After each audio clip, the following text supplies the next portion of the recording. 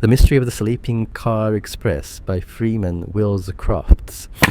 No one who was in England in the autumn of 1909 can fail to remember the terrible tragedy which took place in the Northwestern Express between Preston and Carrill.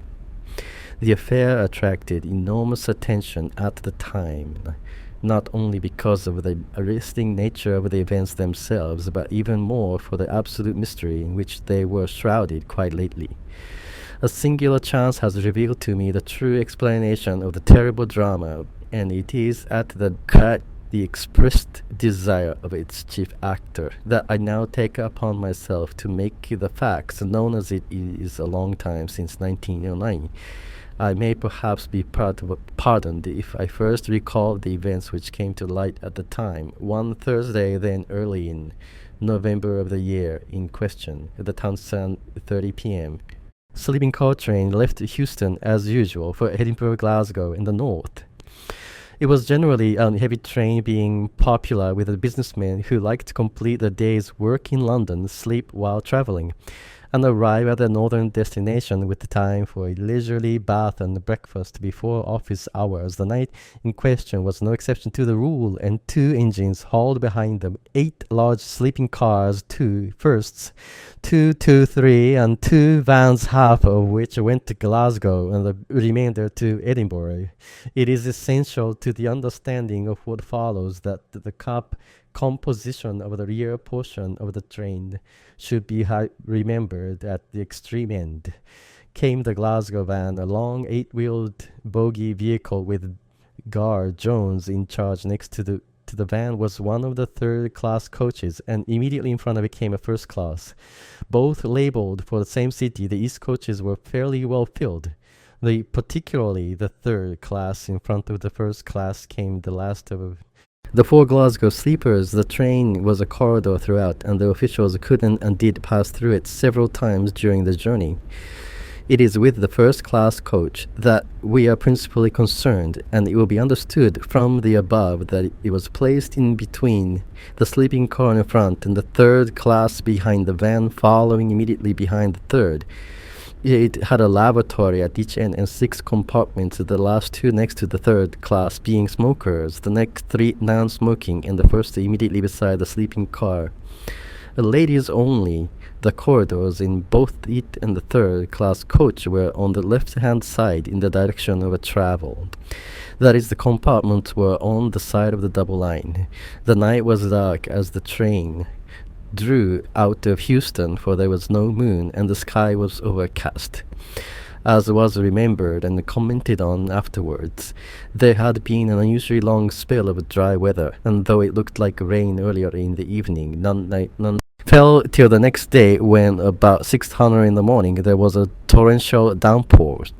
As the detectives pointed out later, no weather could have been more unfortunate from their point of view, as had footmarks been made during the night.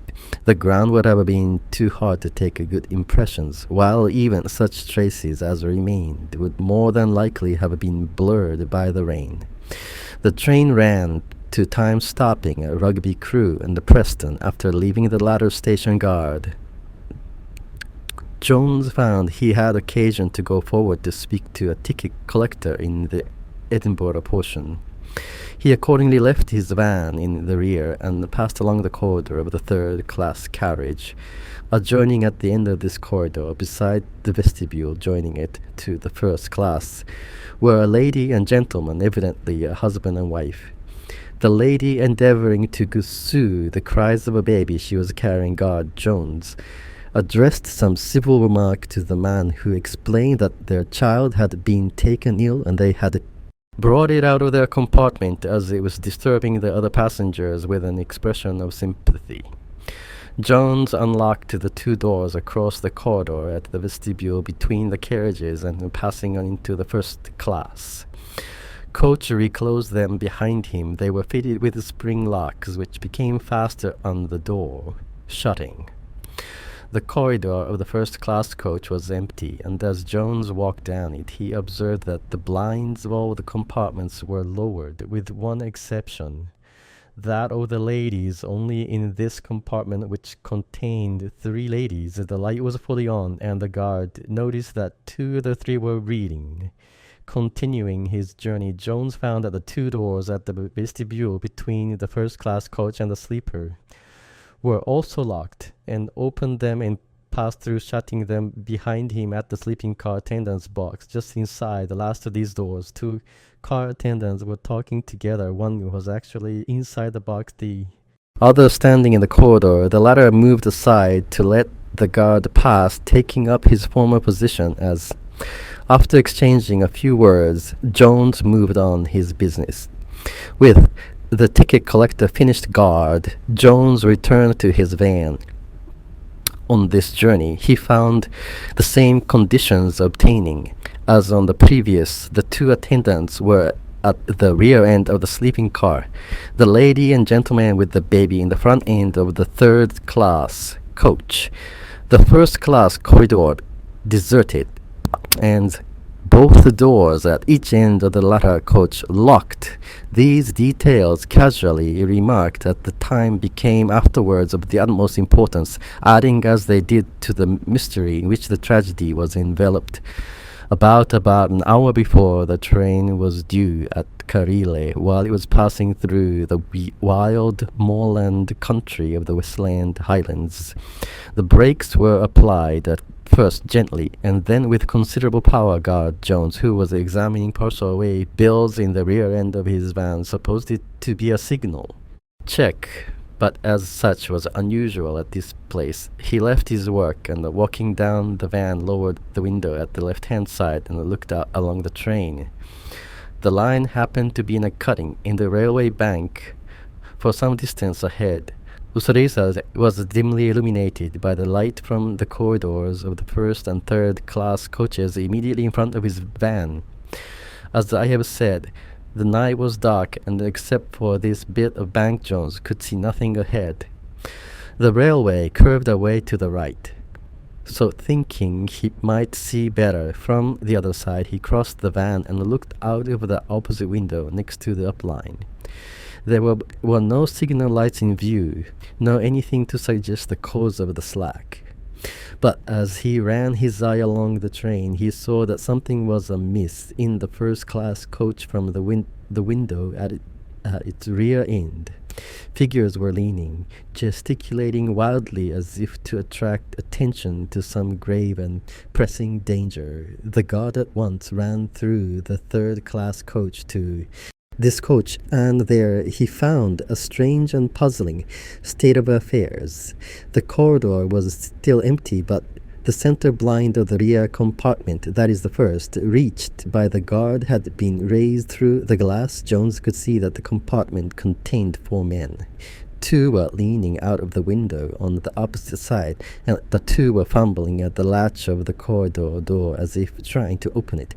Jones caught hold of the outside handle to assist, but they pointed in the direction of the adjoining compartment, and the guard, obeying their signs, moved on the guards to the second door. The center blind of this compartment had also been pulled up, though here again the door had not been opened as the guard peered in through the glass. He saw that he was in the presence of a tragedy. Tugging desperately at the handle of the corridor door stood a lady, her face blanched, her eyes starting from her head and her features frozen into an expression of deadly fear and horror. As she pulled, she kept glancing over her shoulder as if some dreadful apparition lurked in the shadows behind it. As Jones sprang forward to open the door, his eyes followed the direction of her gaze, and he drew in his breath sharply. At the far side of the compartment, facing the engine, and huddled down in the corner, was the body of a woman. She lay limp and inert, with head tilted back at an unnatural angle into the cushions, and a hand hanging helplessly down over the edge of the seat. She might have been 30 years of age, and was dressed in a reddish-brown fur coat with toque to match, but these details the guard hardly glanced at, his attention being riveted to her forehead. There above the left eyebrow was a sinister little hole from which the blood had oozed down the coat and formed a tiny pool on the seat. That she was dead. was obvious, but this was not all. On the seat opposite her lay a man, and as far as Guard Jones could see, he also was dead. He apparently had been sitting in the corner seat and had fallen forward so that his chest lay across the knees of the woman and his head hung down toward the floor. He was all bunched and twisted up, just a shapeless mass in a grey frieze overcoat with dark hair at the back of what could be seen of his head. But under that head the guard caught the glint of falling drops, while a dark, ominous stain grew on the floor. Beneath, Jones flung himself on the door, but it would not move. It stood fixed an inch open, jammed in some mysterious way, imprisoning the lady with her terrible companions as she and the guard strove to force it open. The train came to a standstill. At once it occurred to Jones that he could now enter the compartment from the opposite side. Shouting to reassure the now almost frantic lady, he turned back to the end compartment, intending to pass through it onto the line, and so back to that containing the bodies.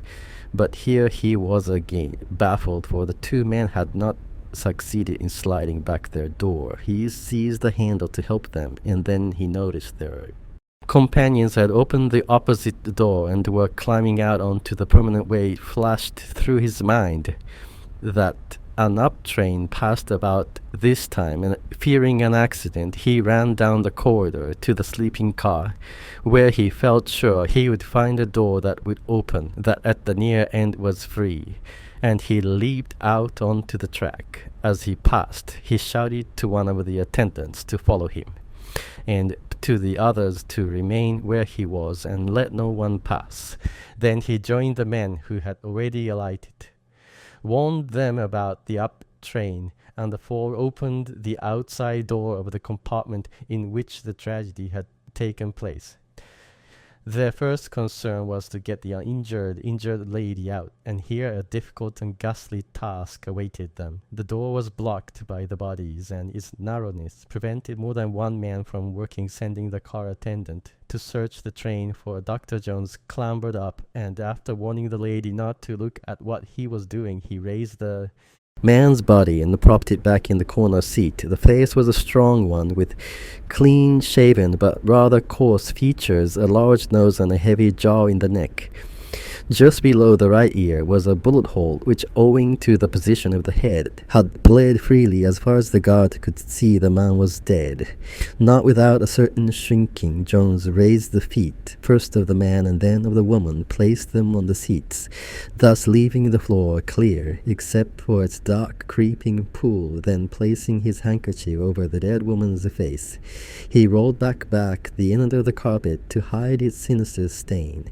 "Now, Mum, if you please," he said, and keeping the lady with her back to the more gruesome object on the opposite seat, he helped her to the open door, from where willing hands assisted her to the ground. By this time the attendant had found the doctor in the third-class coach, and a brief examination enabled him to pronounce both victims dead, the blinds in the compartment having been drawn down and the outside door locked. The guard called to these passengers, who had all lighted, to resume their seats with a view to continuing their journey. The firemen had meantime come back along the train to ascertain what was wrong, and to say the driver was unable completely to release the brake. An examination was therefore made, and the telltale disc at the end of the first-class coach was found to be turned, showing that someone in that carriage had pulled the communication chain. This, as is perhaps not generally known, not allows air to pass between the train pipe and the atmosphere, thereby gently applying the brake and preventing its complete release.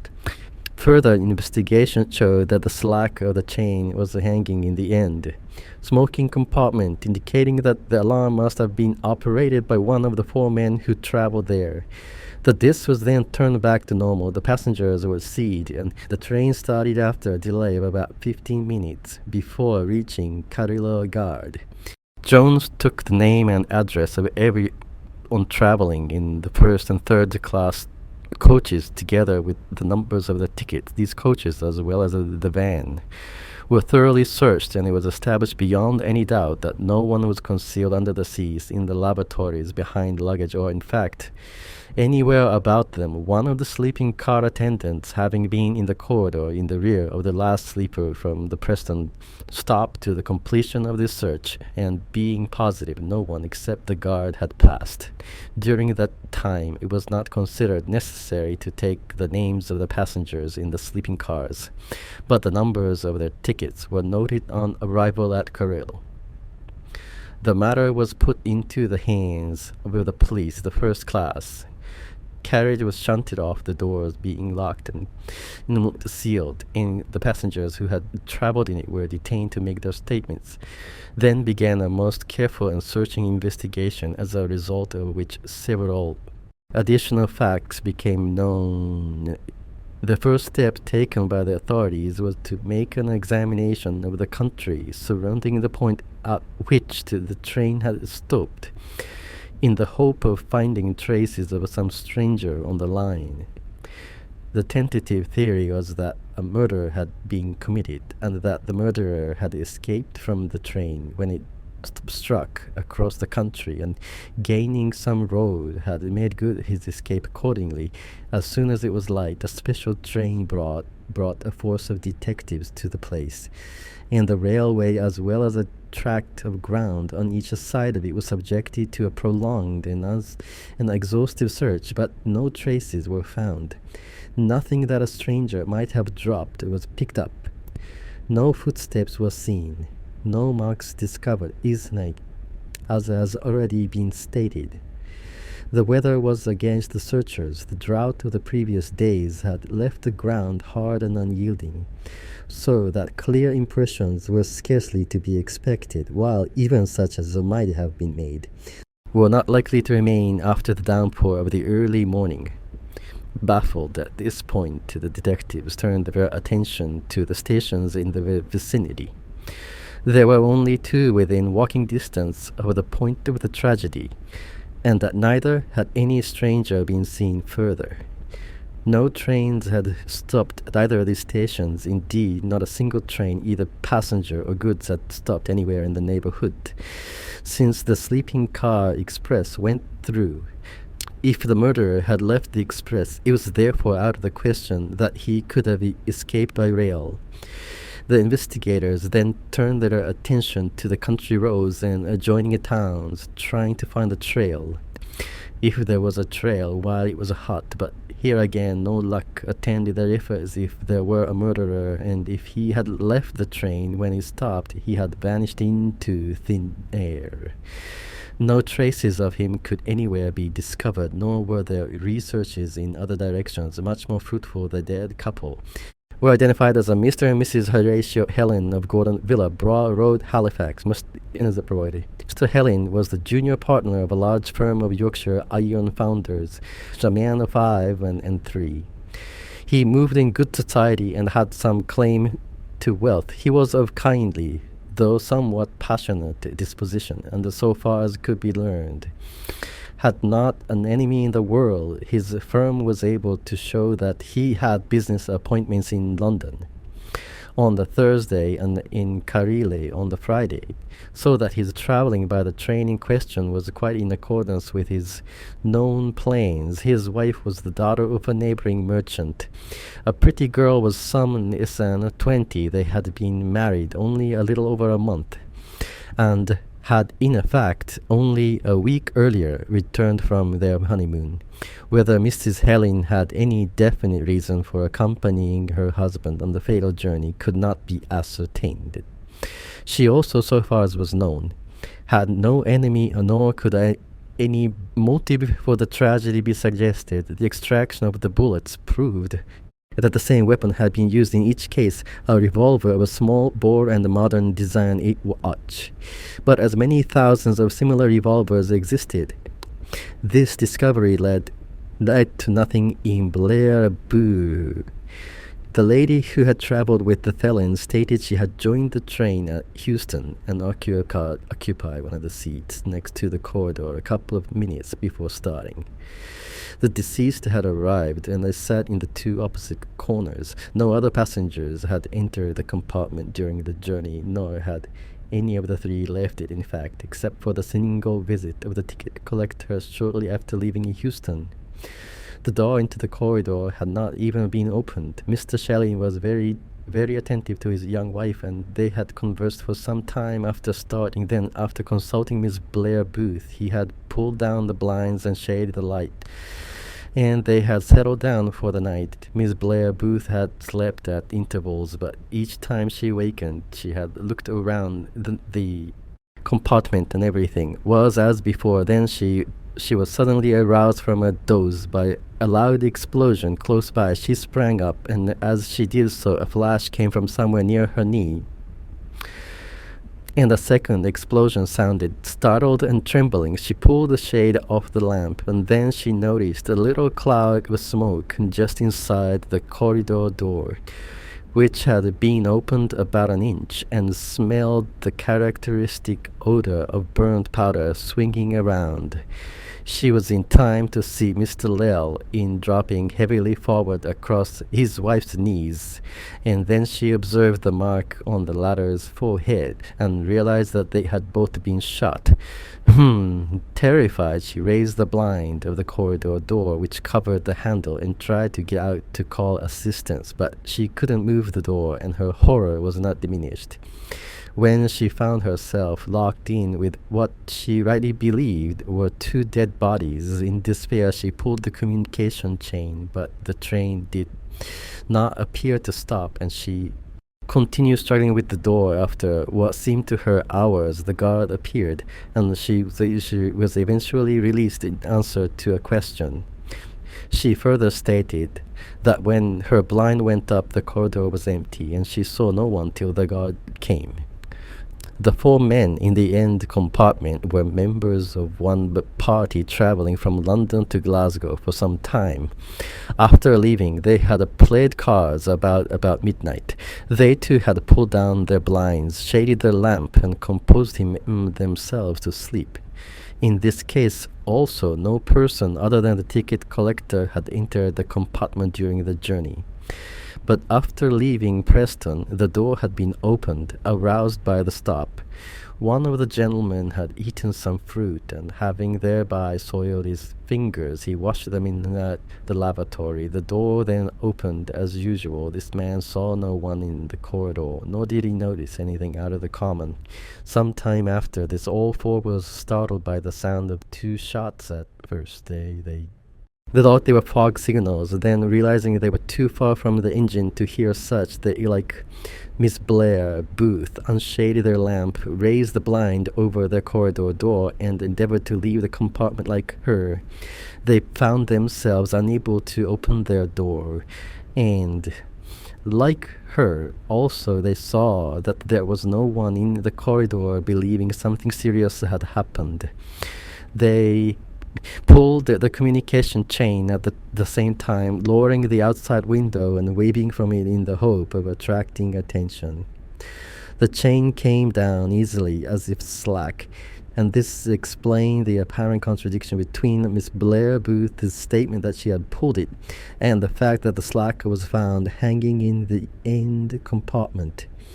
Evidently, the lady had pulled it first, applying the brake, and the second pull had simply transferred the slack from one compartment to the next. The two compartments in front of that of the tragedy were found to be empty when the train stopped, but in the last of the non-smoking compartments were two gentlemen, and in the ladies only three ladies, and all these had heard the shots, but so faintly above the noise of the train that the attention of none of them was especially arrested, nor had they attempted any investigation. The gentlemen had not left their compartment or pulled up their blinds between the time the train left Preston and the emergency stop, and could throw no light whatever on the matter. The three ladies in the end compartment were a mother and two daughters, and had got in at Preston. As they were alighting at Corelli, they had not wished to sleep, so they had left their blinds up and their light unshaded. Two of them were reading, but the third was seated at the corridor side, and this lady stated positively that No one except the guard had passed while they were in the train. She described his movements first towards the end engine, secondly backwards towards the van, and the third time running towards the engine after the train had stopped, so accurately in accord with the other evidence that considerable reliance was placed on her testimony.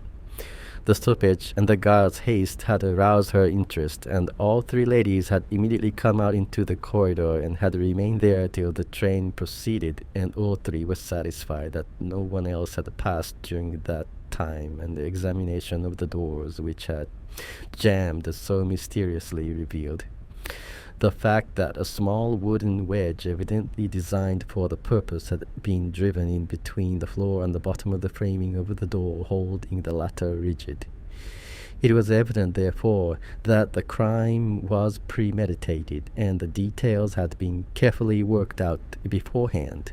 The most careful search of the carriage failed to reveal any other suspicious object or mark on comparing the tickets issued with those held by the passengers.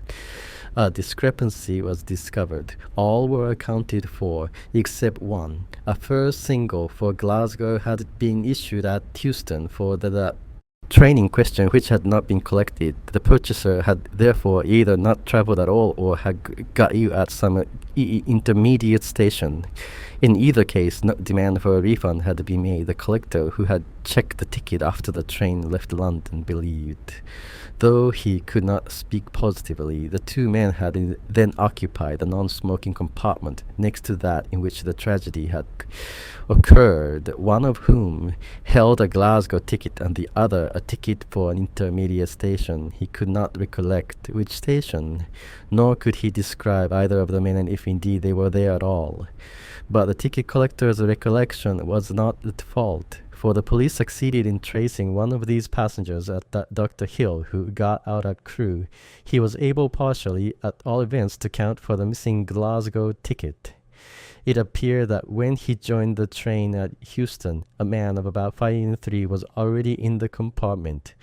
This man had fair hair, blue eyes, and a full moustache, and was dressed in dark, well-cut clothes. He had no luggage, but only a waterproof and a paper-covered novel. The two travellers had got him into conversation, and on the stranger learning that the doctor lived at Crewe, said he was alighting there also, and he was asked to be recommended to an hotel. He then explained that he had intended to go on to Glasgow and had taken a ticket to that city, but had since decided to break his journey to visit a friend in Chester. Next day, he asked the doctor if he thought his ticket would be available to complete the journey the following night, and if not, whether he could get a refund when they reached Crewe boat. These travellers had delighted, and the doctor offered to show his acquaintance the entrance to the Crewe Arms. But the stranger, thanking him, declined, saying he wished to see his luggage. Dr. Hill saw him walking towards the van as he left the platform upon interrogating the staff on duty. At Crewe at the time, no one could recall seeing such a man at the van, nor had any inquiries about the luggage been made, but as these facts did not come to light until several days after the tragedy, confirmation was hardly to be expected. A visit to all hotels in Chester revealed the fact that no one in any way resembling the stranger had stayed there, nor could any trace whatever be found of him. Such were the principal facts made known at the adjourned inquest on the bodies of Mr. and Mrs. Helen. It was confidently believed that the solution to the would speedily be found, but as day after day passed away without bringing to light any fresh information, the public interest began to wane and became directed into other channels. But for a time controversy over the affair waxed keen. At first it was argued that it was a case of suicide, some holding that Mr. Helen had shot first his wife and then himself, others that both had died by the wife's hand. But this theory had only to be stated to be disproved. Several persons hastened to point out that not only had the revolver disappeared, but on neither body was there powder blackening, and it was admitted that such a wound could not be self-inflicted without leaving marks on his source. That murder had been committed was therefore clear. Rebutted on this point, the theorists then argue that Miss Blair Boo was the assassin. But here again the suggestion was quickly negative, the absence of motive. Her known character and the truth of such of her statements as could be checked were against the idea. The disappearance of the revolver was also in her favor, as it was not in the compartment nor concealed about a person. She could only have rid herself of it out of the window.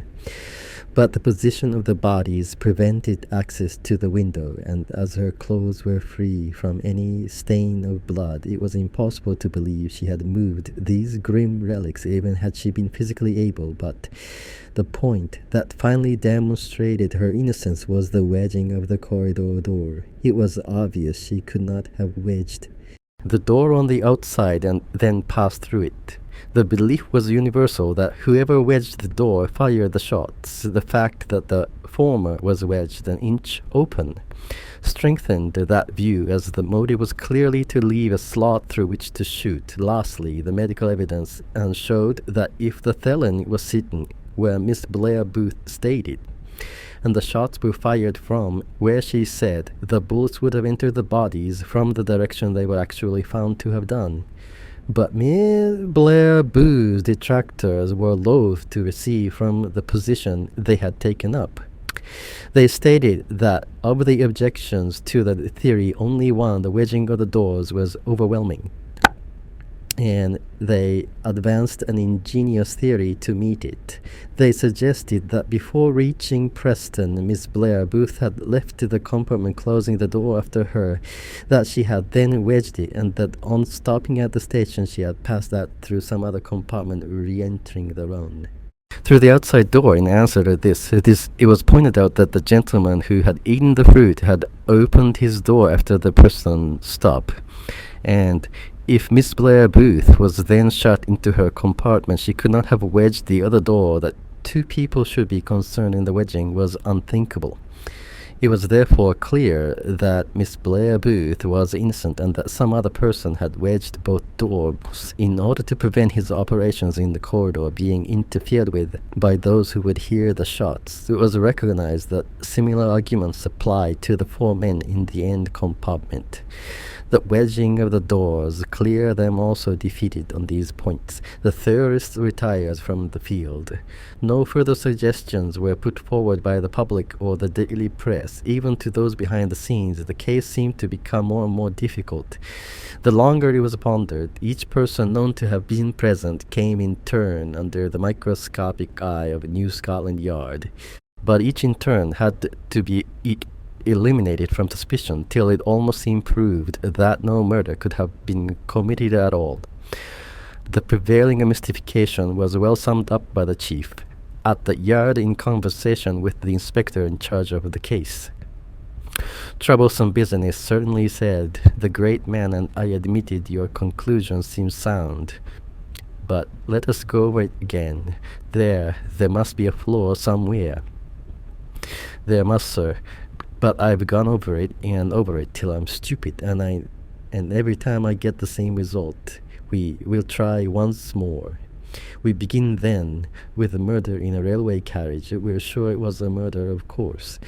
So, sir, the absence of the revolver and the powder blackening and the wedging of the doors prove it quite. The murder must therefore have been committed by some person who was either in the carriage when it was searched or had left it. Before that, let us take these two possibilities in turn. First, with regard to the searching, was that efficiently done? Absolutely, sir. I've gone into it with the Gardeni attendance that no one could have been overlooked. Very good. Taking first, then, those who were in the carriage, there were 6 compartments. In the first were the 4 men, and in the second, Mr. Blair Booth. You satisfied these were innocent perfectly, so the wedging of the doors eliminated them. So I think the third and fourth compartments were empty, but in the fifth there were 2 gentlemen. What about them? Well, sir, you know who they were, sir. Gordon Milan, the great engineer, and Mr. Silas Hemp, the professor of Aberdeen University, are both utterly beyond suspicion. But, as you know, Inspector, no one is beyond suspicion.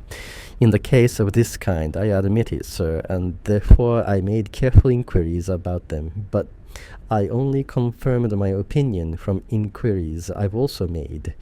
I feel sure you're right. That brings us to the last compartment, the ladies only. What about those three ladies? The same remarks apply. Their characters are also beyond on suspicion. And as well as that, the mother is elderly and timid and couldn't brazen out a lie. I question if the daughters could. Either I made the inquiries all the same, and found not the slightest ground for suspicion. The corridors and laboratory is empty. Yes, sir. Then everyone found in the coach when the train stopped may be definitely eliminated. Yeah, it's quite impossible. It could have been any that we've mentioned. Then the murderer must have left the coach. He must. And that's where our difficulty comes in, I know. But let us proceed. Our problem then really becomes, how did he leave the coach? That's so, sir, and I have never been against anything stiffer. The chief paused in thought as he absently selected and lit another cigar. At last you continue well at any rate. It's clear he did not go through the roof or the floor or any part with the fixed framing or size. Therefore he must have gone in the usual way through a door of these. There is one at each end and 6 at each side.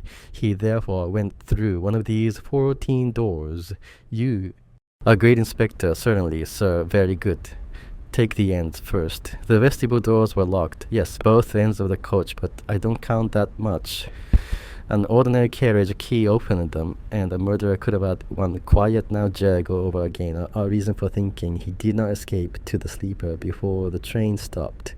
So Miss Bentley, one of the three in the ladies only, was looking out into the corridor, and the 2 sleeper attendants were at the near end of their coach after the train stopped. All 3 ladies were in the corridor, and the 1 attendant was at the sleeper vestibule. All these persons swear most positively that no one but the guard passed between Preston and the searching of the carriage. What about these attendants? Are they liable? Will Cox has 17 years service, and Jeffrey 6, and both be excellent characters. Both naturally came under suspicion of the murder. And I made the usual investigation, but there's not a scrap of evidence against him, and I'm satisfied they're all right. Certainly looks as if the murderer did not escape towards the sleeper. Positive of it. You see, sir, we have the testimony of 2 separate lots of witnesses, the ladies and the attendants.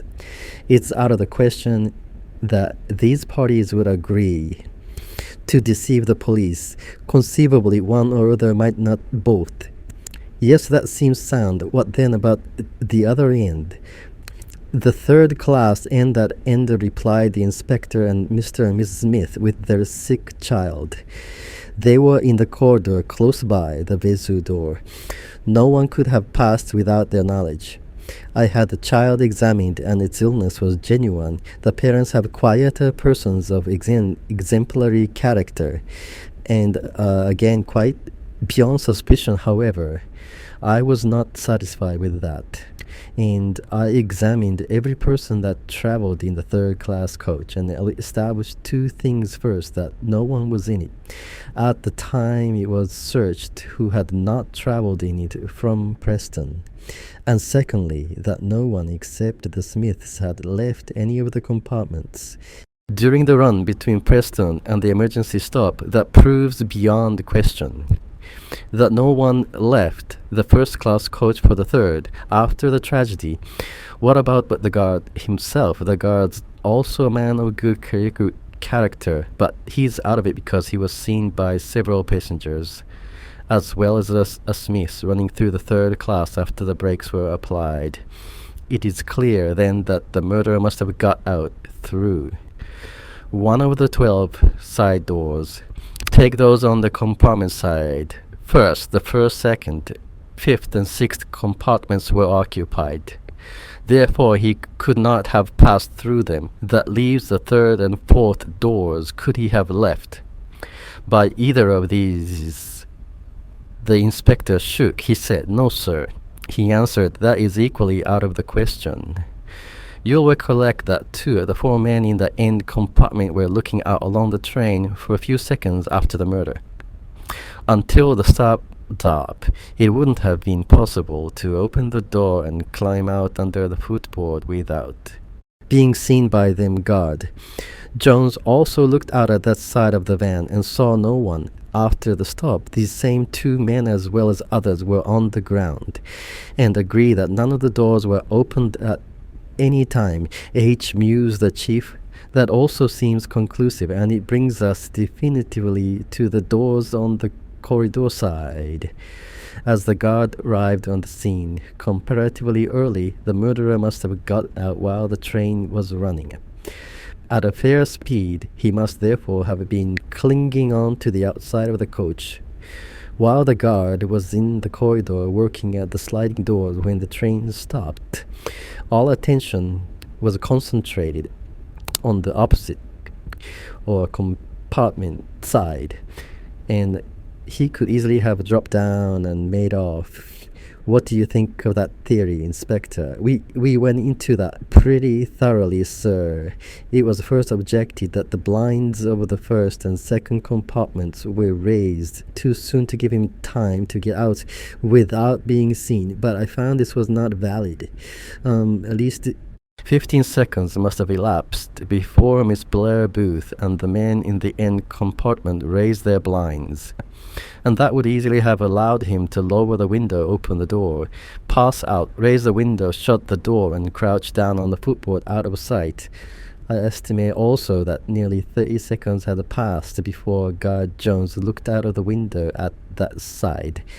As far as time goes, it couldn't have done what you suggest, but another thing shows that he didn't. It appears that when Jones ran through the third-class coach while the train was stopping Mr. Smith, the man with the sick child, wondering what was wrong, attempted to follow him into the first class, but the door slammed after the guard before the other could reach it, and of course the spring lock held it fast.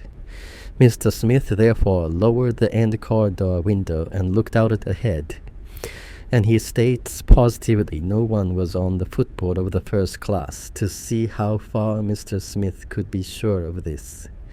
On a dark night, we ran the same carriage lighted in the same way over the same part of the line, and we found a figure crouching on the footboard was clearly visible from the window. It showed a dark mass against the lighted seat of the cutting.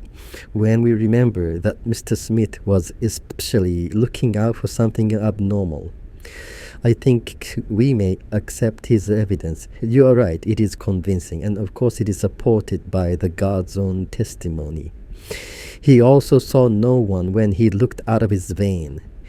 That's so, sir, and we found the crouching figure was visible from the van, also owing to the same cause, that the lighted bank and the murderer could not have got out while the guard was passing through the third class. No, because the corridor blinds were raised before the guard looked out. The chief frowned. It's certainly puzzling, he mused. There was silence for some moments, and then he spoke again. Could the murderer, immediately after firing the shots, have concealed himself in the lavatory, and then, during the excitement of the stop, have slipped out unperceived through one of these corridor doors and, dropping on the line, moved quietly away?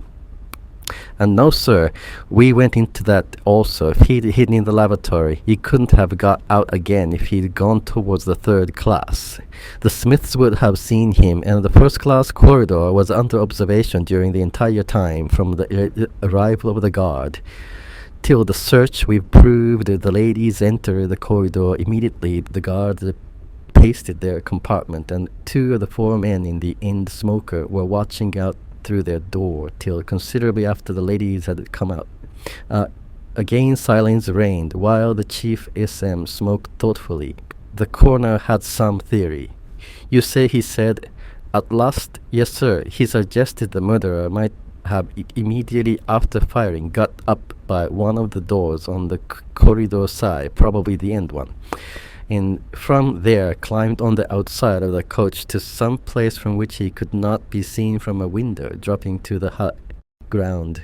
When the train stopped, he suggested the roof, the buffers, or the lower step. This seemed likely at first sight, and therefore tried the experiment, but it was no good. The roof was out of the question. It was one of those high curved roofs, not flat cluster, and as in there was no handhold at the edge. Above the doors, the buffers were equally inaccessible from the handle and the guard of the end door to that above the buffer on the corner of the coach was 702, and that is to say the man couldn't reach from one end to the other, and there was nothing he could hold on while he was passing along the step. The lower step wasn't possible either in the first place. It was divided. There was only a short step beneath each door, not a continuous board, like the upper one, so that no one could pass along the lower while holding on to the upper. And secondly, I couldn't imagine anyone climbing down there and knowing that the first platform they came to would sweep him off. That is to say, Inspector, you have proved that a murderer was in the coach at the time of the crime, that he was not in it when it was searched, and that he did not leave it in the interval. I don't know. That is a very creditable conclusion. No, sir, I regret it extremely, but that's the difficulty I've been up against. From the start, the chief laid his hand on his subordinate's shoulders. It won't do, he said kindly. It really won't do. You try again and smoke over it, and I'll do the same, and come in and see me again tomorrow. But the conversation had really summed up the case.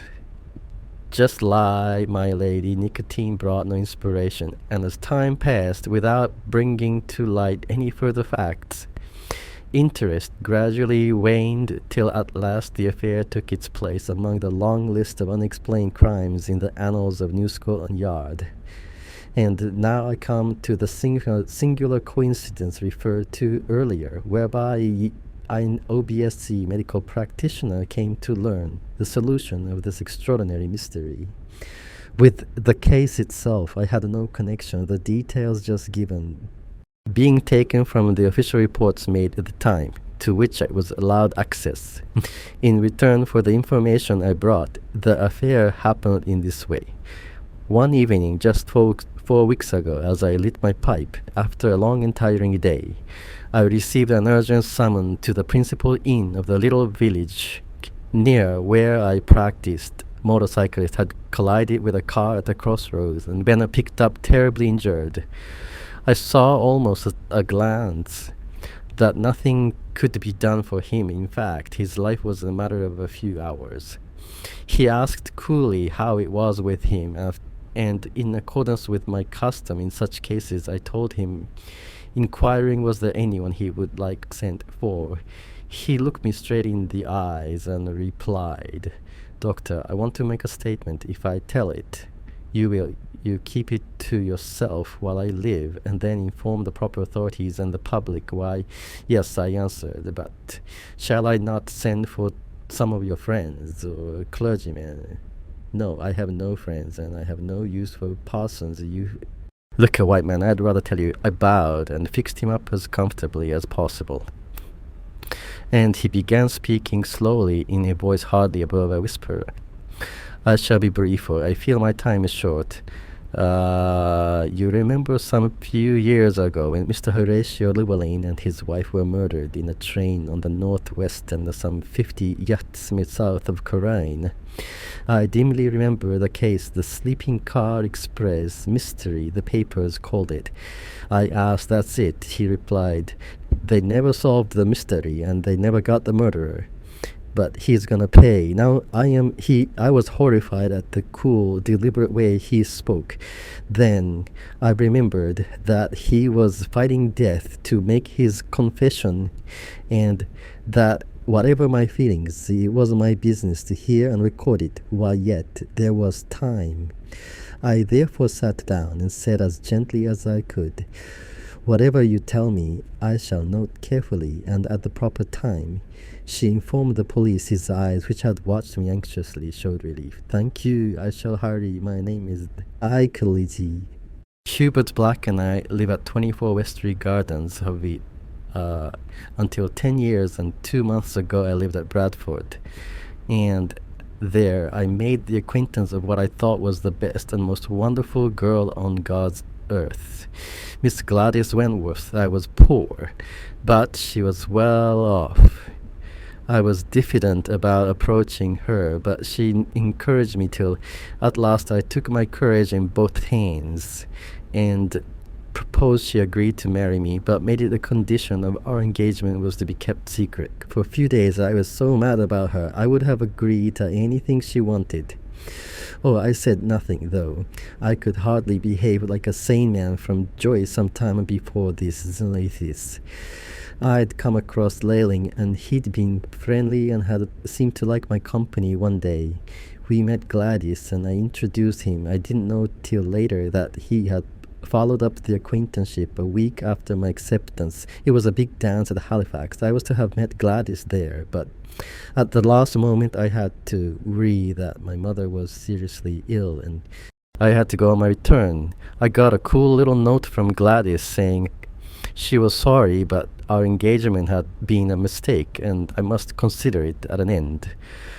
I made a few inquiries, and then I learned what had been done. Give me some stuff.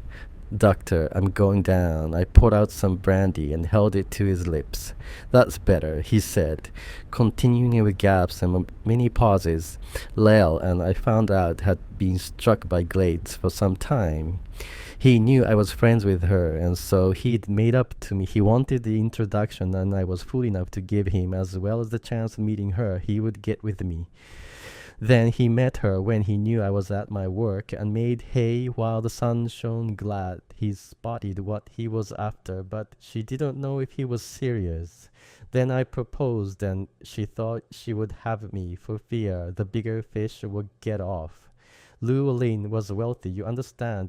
She waited till the ball, then she hooked him, and I went overboard.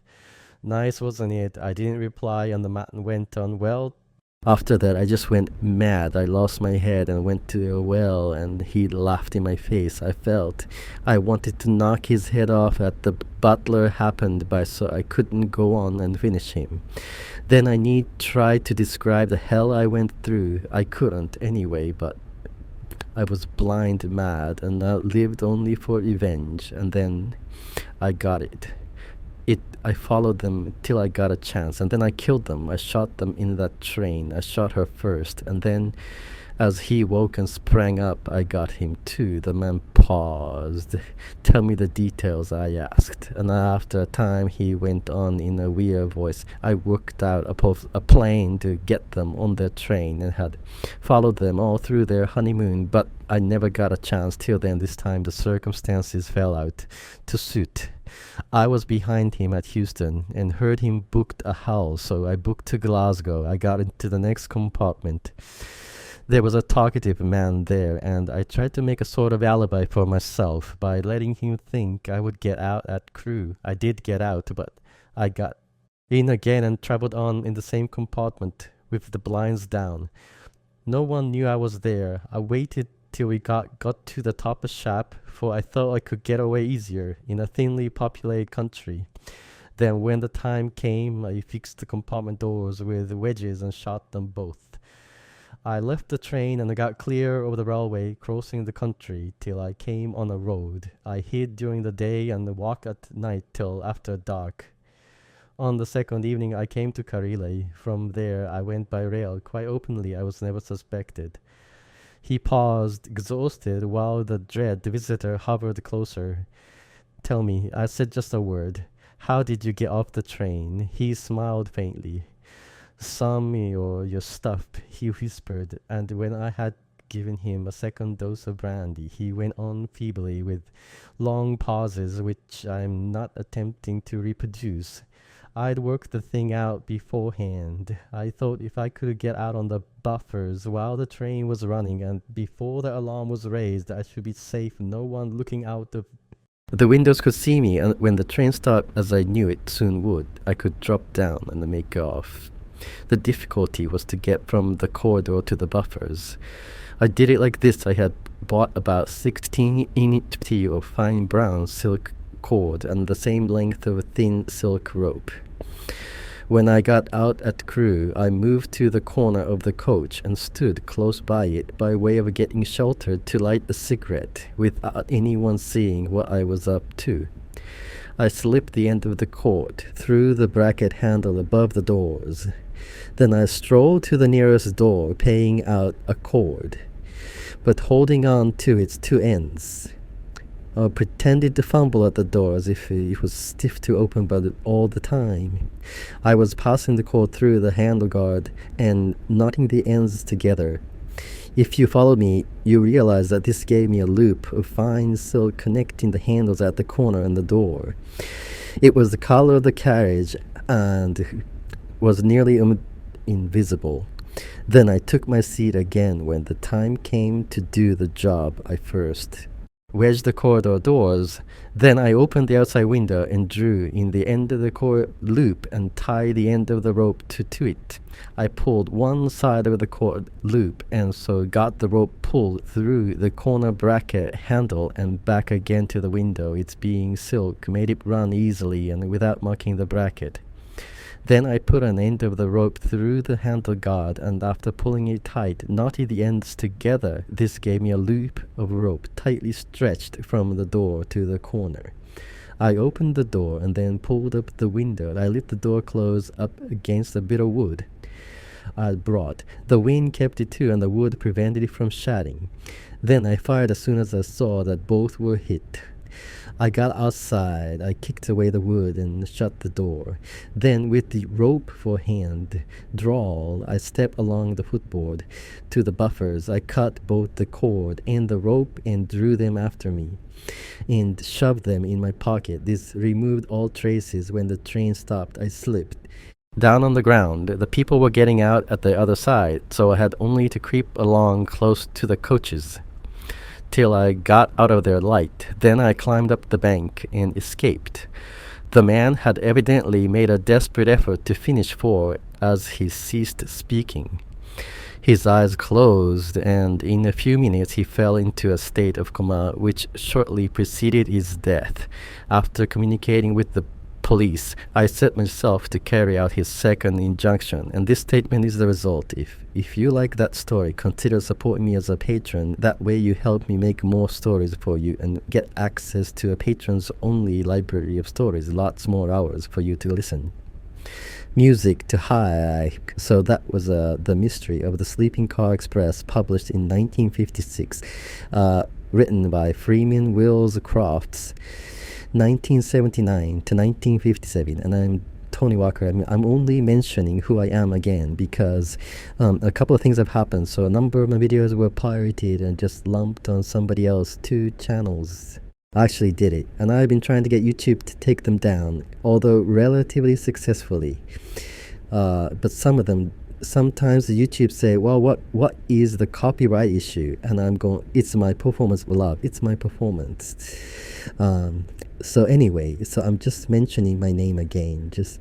So if you're hearing and it isn't on my channel, it's being pirated. So I would much prefer if you listen to it on my channel, which is the classic Detective Stories podcast. So anyway, after that little preamble, let's talk about Freeman Wills Crofts. So he was born in Dublin, but on into the Anglo-Irish ascendancy, I think they used to call it. So he was raised amidst the Victorian ethos had fostered both intellectual pursuits and technical skills. He was formally educated at the Methodist College and Camp College in Belfast, after which he embarked in a career in civil engineering, specifically in railway construction. I think we might these days describe him as a railway nerd. He wrote a number of stories and novels based on the railways, the 1230 from Cooten the Hog's Back Mystery, which is a railway. So they're a hallmark of his literary output, intertwining his expertise in civil engineering and knowledge of railways and detecting fiction. And I think when you see it, you can see he has a very tidy mind. I really have a lot on the table. I really enjoy that story, and I'm going to talk a little bit more about his life in a second. But just to say how well constructed it was, it flowed. I had no problems, and I suppose you didn't either. With understanding exactly what he was talking about, we could visualize the car, the carriage, a railway car. I think they said, call them in the USA the railway carriage. And it was so precise. Everything was so precise. When people did such a things, how they opened the door, how it was all done, I think. And it is a classic, what they call the locked room mystery. And I'll come back to that a little bit more as well. But everything was set out, wasn't it? But what it does have in common with the classic detective story fiction and the fair play convention might be invoked here is that you would never have guessed, I would never have guessed. Maybe you are a Wayner dating from the early 20th century, but the silk rope, even the description of this one length of a roping, a certain length, and then is tied to a smaller length, and it's all very elaborately planned out, isn't it? I didn't think particularly the denouement at the end of it was like what they call ellipses. There's a technique called ellipsis, which is you hint at something and you delay. You don't actually explain it. So a simple explanation of the simple example of this is the tall man lurked at the station's edge. Yeah, and the question, that's the first scent. The question is, who's the tall man? What's he looking for? And it creates these open question loops, and we just can't help ourselves. We want to know more, and so that he introduces it at the beginning, and he says this was a mystery to everybody, but I happen to have fallen into my lap the solution, and actually don't hear the solution till the very end when the deathbed confection. He was obviously a cake maker. The deathbed confession of the motorcyclist is, and I didn't find that at all jarring. I thought, oh yeah, okay, that could be, that's very plausible. So I think it was beautifully constructed. Although what I was saying about fair play is, you remember the conventions, I think dating from 1928, of the conventions of the detective novel. It became the convention that the novelist should put clues into the narrative, even if they are the sleight of hand, red herrings are allowed, and kind of deflecting you away from the clue, but putting the clue in. Well, he doesn't do that. So you could say that it's in contravention of the doctrine of fair play, which became prevalent in Golden Age fiction. But I didn't mind that at all. I think how it worked for me was, we have the mystery, and when the details of the case are set out, you're naturally saying, oh, how did that work? And every, and so.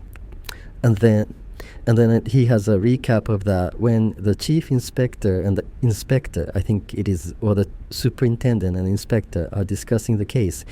And the superintendent is like, not a devil's advocate, but almost like, an exposition, isn't it? So a Socratic questioning, I suppose it is. So the top copper puts forward a case only for the inspector who's been on the ground. And also, I think this betrays the engineer's preference for empirical facts. So there is all very well, but engineers like to get their hands dirty, don't they? And, well, I say that I'm not an engineer, but I've met plenty of people walking around with dirty hands, and I looked at them and I thought, you're engineers. I know, look at the grease. But anyway, So the guy who we trust is the man who has been on the street.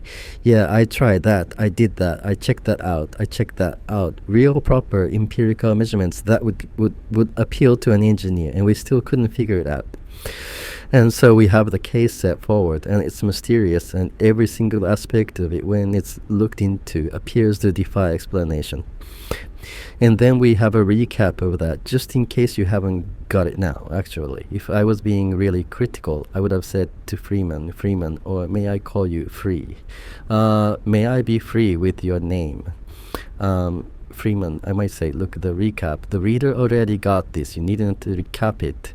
I mean, it might serve some purpose. I mean, I'm not totally against it, but if I was his editor, I might say we could probably lose this and not lose much, lose something, but not too much anyway. But after saying that, I really admired the story, and I was going to say the narrative drive of it, in a sense, the drive of the plot is this mystery, all these open loops. How was it done? How was it done? And we make it's like a salesman's technique, isn't it? The salesman. I'm not a salesman either, but I've seen plenty of them around, and I look at them and I go, oh no, I've done that joke and it wasn't even funny the first time. And you see the salesman, and they out there, they know what the client's objections are going to be, or the prospect's objections are going to be, so they raise them and they knock them down, and so this is what he's doing. And what really made me laugh was, not out loud, it was a smile maybe to myself, smirk, snigger, who knows, but was the conspiracy theorists. He just calls them theorists, doesn't he? And you see this on Facebook. So poor and fortunate has a terrible comes to a terrible end, and all these amateur sleuths come forward with and they're absolutely in the way of autodidacts. And I speak as one, the passionate, the conviction we have that we are right because it's our pet theory. Well, I think this happened, and you see this all the time, but it's really interesting to realize that this isn't just a modern. It may be new on Facebook, but it was happening in the newspapers all the time. And in fact, I think Dickens talks about this as well. That when the Jack the Ripper was about, there were lots of people putting their theories forward in the newspaper, so it isn't the modern thing. But even so, it made me smile to say, it's still going on, and they won't be convinced. The other thing we've got to say is, and this is a side step into life, from story into life, is that you can never really change somebody's mind with facts. You really can't. You can give, if they're convinced of X and you have the facts to show that X is not correct, you can give them all the facts you want. It's not going to change their mind, but maybe there's a small percentage of people, the so-called rationalists, hyper-rationalists, who would be, but most people believe things through emotion, so you have to kind of change their emotion. That's what rhetoric is about, isn't it? Rhetoric is the art of persuasion, but and the salespeople use this a lot. You always sell things on emotion. Everything that humans do is on emotion. We kid ourselves that we are rational. So if I have a theory that this is Miss Blair, Boo murdered them, like in the story, and I'm given the fact that it's impossible for her to have done it, I'm still going to believe she did it. Just let's throw the facts out the window. Let's have the rational and the empirical observations. The difference between, so somebody said, I bash the Enlightenment, not particularly, but so the two strands that arise and existed beforehand, the ways that human beings were encouraged to explore the world. The first was through the scientific method, which has been fantastically successful, which is empirical observation. You observe, you measure. You observe, you repeat. You observe, you measure, somebody else replicate it, and then you end up with empirical knowledge, which defines human understanding. And then the other way, of course, is philosophical knowledge, whereby we use reason to work things out. And some philosophers, as opposed to scientists, would say that philosophy was the prince of ways, but of course the fact that we are still arguing about the same things that Socrates was probably suggests that philosophy has not been as successful. So rationality, the way of reason, has not been as successful as the way of science. However, I have philosophy now. I think it is. I'm subscribed to. I've got a new edition which I'm going to read because I like a bit of philosophy. But rather than science, I was bored by science. I hate measuring things. It's boring. But I accept that science is the way forward, and just thinking about stuff probably isn't. Anyway, I only say this. I think this is germane to Freeman because he's an engineer and he's clearly a rationalist. And I've said what I've said about him playing fair. I don't think you could have worked that out. So I don't think he was totally being fair, but the delight of the story was the fact that it was so thoroughly presented, and all the objections or solutions were aired and knocked down. And we would never have guessed the other ones, so I thought it was really good anyway. When he was a 7, get back to Belfast. So he was working in railway construction at the age of 17. Freeman Wills Crofts became an apprentice under his uncle Barclay Dean Wise, who's the chief engineer of the Belfast and Northern Counties Railway, Belfast and Counts Railway. Oh dear, me don't do that toning. This early exposure to railway engineering became a significant influence on his literary output, as his knowledge of trains and timetables and the intricacies of transport systems would later inform many of his detective novels, particularly those featuring his most celebrated character, Inspector Joseph French, who doesn't feature in his story, but most of the detective writers ended up with a detective, didn't they? Obviously, and they mostly paraded a detective. And I think also the success of these characters is their coyness and how they appeal to us, and we're interested in them as people. I've said before, in the golden age of in the 1980s and the golden age of that BBC made-for-TV or British made-for-TV detective like Burak and Mummer Murders and all this stuff. There was loads of them, and they were great. But I lost track of. I watched recently the Ink Black Heart, written by J.K. Ring, and the column on. It's like the characters of the detectives are really interesting. The mirror and the vibe of the stories is really great. The story is so complicated. I've lost track. So I think that many detective stories are read for the characters. And Inspector Joseph French was Freeman's. So it wasn't until 1919, if we work it out, he was 30, yeah. While recuperating from a serious illness, that he ventured into writing and produced his first novels of the cask, which established him as a formidable talent in detective fiction. His subsequent works proliferated through the interwar years, affirming his reputation. He was actually really famous in the time. And he's not as famous now. During the golden age of detective fiction, he was a big cheese. The meticulous nature of his storytelling, exactly coupled with his strong emphasis on logical reasoning and the mechanics of detection. This is his engineer's brain, which I really enjoy, distinguish his writing from that of contemporaries like Agatha Christie. Yeah, potentially, it feels different, doesn't it? Despite achieving notable acclaim amongst his peers, such as being praised by Raymond Chandler. We like Raymond. Crofts' name tends to be less prominent in the annals of literary history. He wrote for several decades and wrote a variety of novels, and he died in 1957 in Worthing on the south coast of England. He wasn't merely a writer, but he was a highly accomplished musician.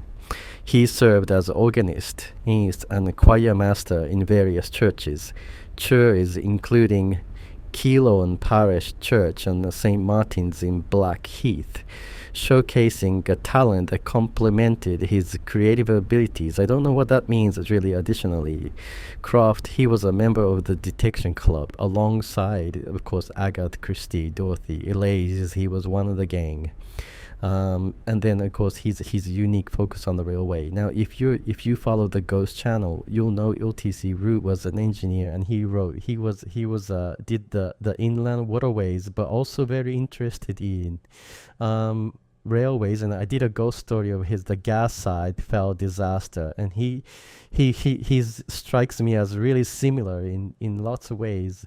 Engineer's mind, very practical of all the facts, and the practicalities and the detail. So Crofts was very he wasn't flamboyant, and actually his character Inspector Joseph French was devised as a counterpoint of the more flamboyant detectives of the era. I mean, Yu Poo is fairly, he's a striking looking character.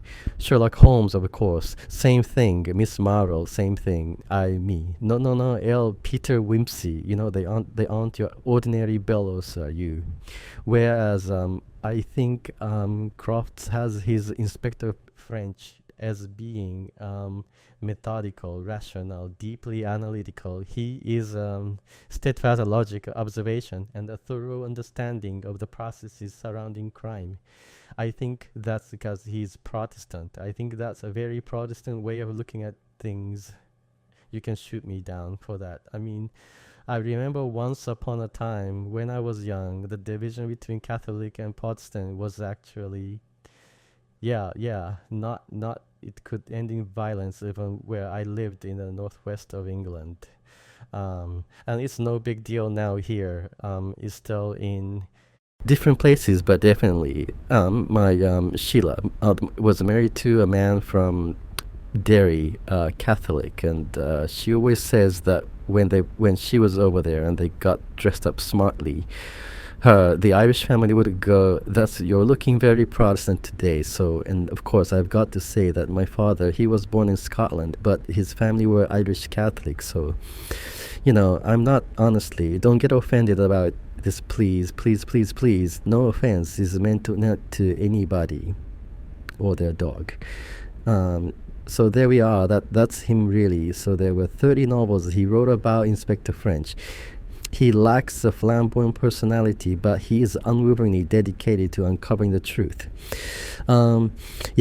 We talked about his interest in railways. We might say something about the locked room mystery. So a crime, usually a murder, is committed under circumstances which it was seemingly impossible for the perpetrator to commit the crime or evade detection. So, and getting in and out of the crime scene. And these were massively popular because they're like a puzzle, aren't they?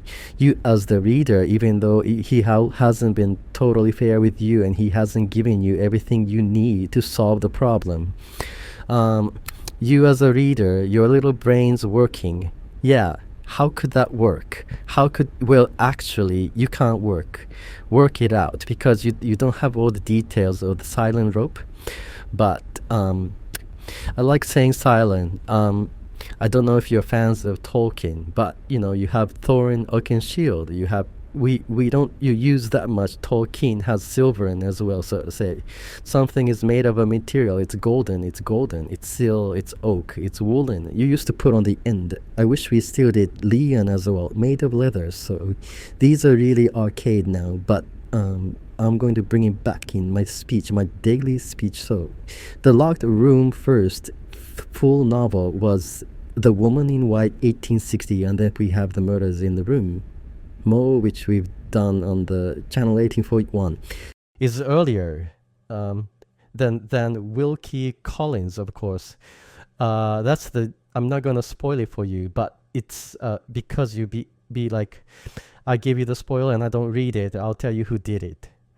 And there you go. Of course, we've done John Dixon Carr. One of his stories, he used to do them. Gaston Larue, who I've done his on the other channel. And I've actually done Phantom of the Opera, which I enjoyed. Go and listen to that, please. Nobody listens to it. He did a mystery of the Yellow Room, one of the classic locked room mysteries early on. And very interestingly, A.G. the Christie, of course, the murder on the Orange Express. And then there were non-dabblings in Low Room. You may shoot me down for saying dabbling. I don't mean to insult the Agatha if you listen to me. Yeah. I love her work. Isaac Ames also wrote a locked room mystery called The Acquisitive Chuckle. First story about the character, Black Widowers. So those Ellery Queen had the Chinese orange. Mystery. We've talked about the murders in the Ottawa Eden Pure mystery, The Yellow Room, Gaston Larue, The Hollow Man by John Dixon Carr. And then there were none by A.G. Christine, Murder on the Orient, expressed by Agatha Christie, the Chinese Orange mystery. Anyway, great stuff. I really enjoyed doing these detective stories. The thing is, I wasn't a big reader of detective stories, but I thought after doing my Ghost Channel, what happens with the Ghost Channel is it's very, very, very well listened to in the winter, and as we come into the spring, people stop listening to it, and it's my living now, of course. So that means, I can't. What the dog? I look at Jasper and say, no bones for you this week, boy. So I thought, well, I need a story genre that will not have these seasonal dips. So I thought, detective stories. And it's led me to reading more detective stories and learning about detective stories and their authors. And that's been a real pleasurable discovery and journey for me. And I know some of you listening have been long-time fans of detective fiction, but I'm kind of new to the party, really. I've read some in the past, but yeah. So there we are. That's that this week. Who knows what's next week? I am not. I mean, very often I will just pick up a book and go and leaf through it, of which the other excuse is to buy more books. Of course, I've got lots of collection of detective stories now, mostly secondhand. Well, Think Pretty, no, not all, but nearly all secondhand. And I leaf through them and I go, oh yeah, that's a good one, I'll do that one. So I'm not like Freeman, who I imagine would be planning, would have already at this point have planned out every week for the year ahead. I haven't done that. So for some weird reason, I just cut out, but I'm determined to leave my mistakes and improve that I'm not a robot.